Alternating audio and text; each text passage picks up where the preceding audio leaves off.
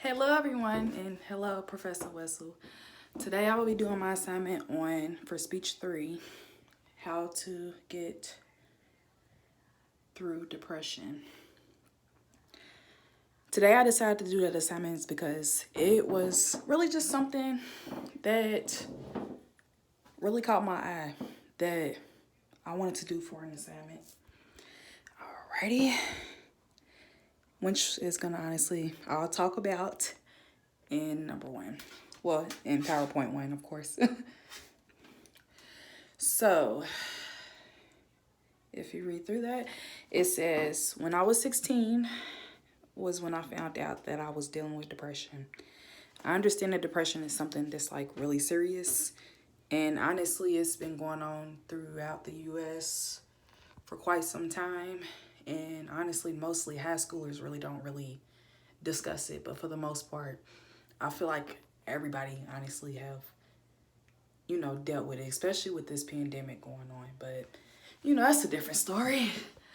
But I noticed that I was dealing with depression when I had my child at 16, and I was just so stressed out, and I was dealing with postpartum. I was dealing with just like everything in one.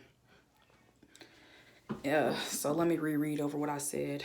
When I was 16 years old, I found out I was suffering from depression, and it almost took a toll on my life, and it also almost took my life. So like, of course, when you're dealing with postpartum and stuff, it can really take a toll on your life. And I already know that everybody should know that scientific study about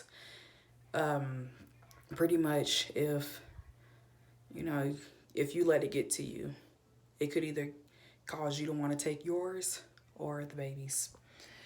So that's the type of depression that I was dealing with in slide 1. In slide 2, these are statistics. So there are 6 statistics. One is major depression disorder, which is pretty much a lot of people deal with the major depression disorder in the U.S. So honestly, if you actually sit back and think about it, that's honestly number 1. The second one is persistent disruptive disorder. It's pretty much like where it's like it comes back in your life, then it disappears, then it comes back in your life. Bipolar disorder, honestly, it's just like where you have one of them moments, one of them days. It just happens. Then then it goes away. Of course, we all know what seasonal disorder is. Where you have it on that once at one season. Hey, I really can't really think about what it is, but I can only imagine having it for a whole season now. Cause I have it every now and then. I'm still getting myself through this, but hey, I was once having it every day, but I got better at it. Postpartum depression, of course, the one that I was telling y'all about that I was dealing with when I was young and I was 16 with my daughter. It really took a toll on me because it was just like you feel so alone. You had this baby, you get nonstop sleep, so it's just causing you to just not think straight. Psychotic depression. Psychotic depression can also, cause you to where you have dealt with so much trauma and where you pretty much have been so dealing with, I guess you can say, a lifestyle where it's what's the word I'm looking for? I guess you can say where you're,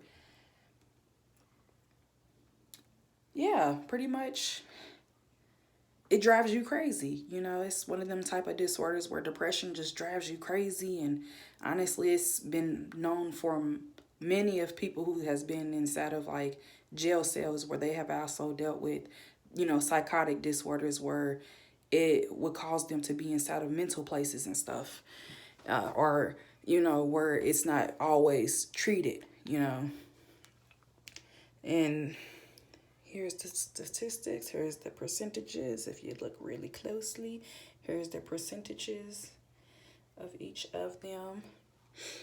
But the highest of, and this is honestly the statistics in the US. So I have went down in the row. So it was, the first one is major. The second one is psychotic depression. The third one is postpartum depression. The fourth one is persistent. No, the fourth one is bipolar depression. The fifth one is persist. Oh, why do I keep saying the fifth one's persistent? The last one is persistent, but the fifth one is seasonal depression, and then the sixth one is persistent depression. I guess because I done had the statistics and stuff switched around, and I was going off of the research where I have researched each, like, one by one. But for the most part, the percentages is all on there. They're just in different spots of the statistics. Y'all, I'm stuttering a little bit, but we can keep going. So here's a couple of things that helped me out, and also that helps me with the research of what I learned with this. So learn how to take the time to yourself. Like, learn to take the time to yourself. Take a step back, have some more free time, Give up what you don't need. If you don't need to be around certain stuff, give it up. Don't even start it. Don't even, worry about it. Because life's too short to be stressing about stuff you can't control. Just don't even worry about it. And if you need to reschedule, there's another one. Reschedule. If life is really getting to you, reschedule it. Hey, if you find time for it, it'll come back. Trust me. Reschedule. I would best bet for everybody to just reschedule for something if it's not even nothing to worry about and stuff. Alrighty. Slide 5. Go to a therapist. That was the best help that helped me out. And honestly, these is just certain ways to help out with what you want to do for yourself and stuff, and what's going to help you be the better you. But for the most part, one thing that helped me out was, of course, going to a therapist, because them is just professional people. Go to a trusted therapist too. Because if it wasn't for my therapist, I wouldn't honestly be the person who I am today. I mean, of course, my daughter helped me out for a portion of it, but having someone actually, and I'm honestly still currently with the same therapist that I've been with since I was 16.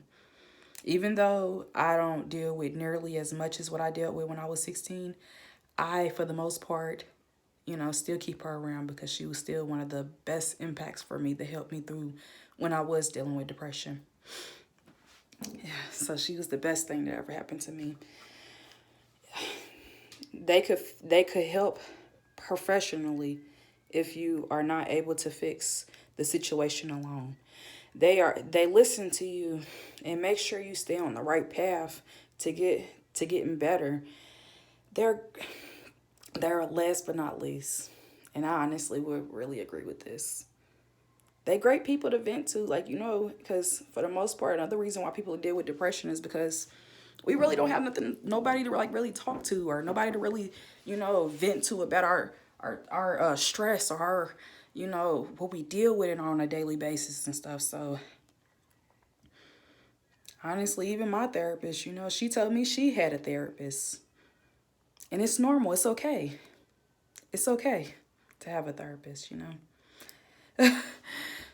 Yes. Alrighty. Here's another one. And I'm pretty sure, this generation, what they call us, generation Z, listen to music, mainly, listen to your favorite tunes, very upbeat favorite tunes. If you have any upbeat favorite tunes, or even dance a little, if you have to dance, shake all of that depression out of you. We need that. Alrighty. And this is something that I, of course, would recommend for anybody who's dealing with anything negative. Distance yourself from negativity. Because honestly, negativity can really kill you. I know I heard it negative kills.